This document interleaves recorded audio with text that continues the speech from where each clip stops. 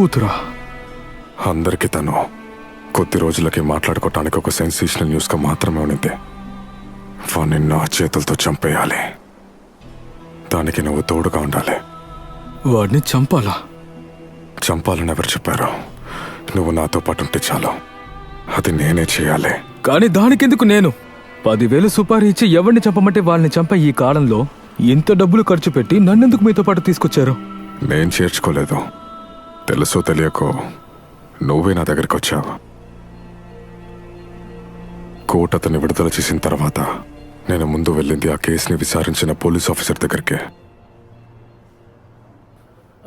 Mister ఆంధ్రపర్, జోర్జ్ కోర్షి ఆంధ్రపర్.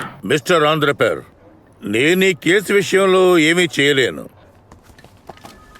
నేను ముందే చెప్పాను కదా, సంఘటన జరిగిన ఆ రోజు రాత్రి మేము అతన్ని పట్టుకున్నాం. బెయిల్ దొరికితే అతను ఎవరికీ చిక్కకుండా పోతాడన్న విషయాన్ని ప్రాసిక్యూషన్ న్యాయస్థానంలో అప్పుడే చెప్పింది. కానీ ప్రయోజనమే లేదే.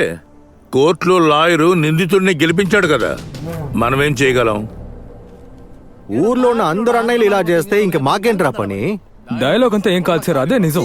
ఉన్నది చెప్తున్నావా? ఒక్క నిమిషం, నేను ఇప్పుడే వస్తాను. ఏంటయ్యా ప్రాబ్లం? సార్, వాళ్ళు నా చెల్లెల్ని ఏడిపించినందుకే వెళ్ళి వాళ్ళని కొట్టాను. ఇప్పుడు మేము లోపల ఉన్న వాళ్ళు బయట తిరుగుతున్నారు. మీరేం చేయరని కూడా నాకు బాగా తెలుసు.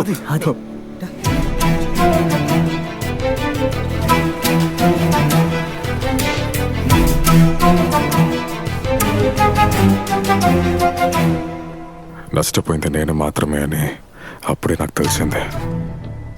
పగ తీర్చుకోవడం నా అవసరమని. ఇంకా దాన్ని ఎలా చేయాలని ఆలోచించినప్పుడు ప్రతిసారి నువ్వే నా కళ్ళ ముందు కనిపించేవాడివి.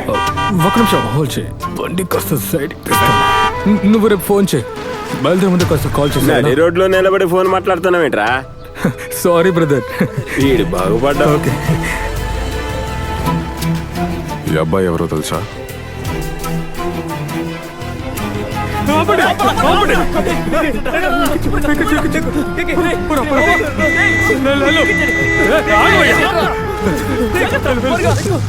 కొంచెం హాస్పిటల్ తీసుకెళ్ళండి. మీరే ఏదో ఒకటి చేయాలి. ఈ అర్ధరాత్రిలో బైక్ నేనెక్కడమ్మనరా? నీ బాధ అర్థమైంది, కానీ ఎక్కువ ఆశలు పెట్టుకోకు. నేను రెడీ చేసి ఫోన్ చేస్తాను, సరేనా? ఉంటా. సార్, ఆ అబ్బాయే మీరు అడిగారు కదా, ఏదో సమస్యలు ఎదుర్కొన్నాడు, డబ్బులు కావాలంట. ఒక బైక్ని అమ్మి పెట్టాలంట ఈ అర్ధరాత్రిలో. ఎవరు కొంటారు సార్? జేవియర్ ద్వారా నేను రమ్మంది నేనే. సుపారీలు తీసుకుని హత్యలు చేసేవారైతే నాకు అవసరం లేదు. వాళ్ళ స్వార్థం వాళ్ళు చూసుకునే ఈ లోకంలో మిగతా వాళ్ళకి సాయం చేయాలి అన్న మనసున్న మనిషి కోసమే. నేను చేసేది నీకు కరెక్ట్ అనిపిస్తే నువ్వు నాతో పాటే ఉంటావని అనిపించింది.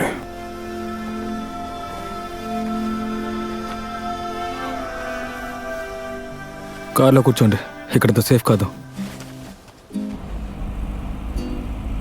డబ్బుల్ని ఎవరు వద్దంటారు? ఎంత వచ్చినా వద్దని చెప్పే అవసరం నాకుంది. కానీ దీని తర్వాత డబ్బుల కోసం కాదు,